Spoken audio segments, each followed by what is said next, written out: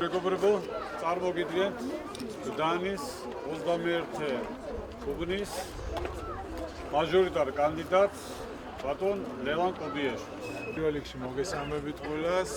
მართლაც ჩემთვის ძალიან საპატიო და საპასუხისმგებლო და სასიამოვნო მართლა ვიყო იმ რაიონის მაჟორიტარობის კანდიდატი, სადაც მართლა გავიზარდეთ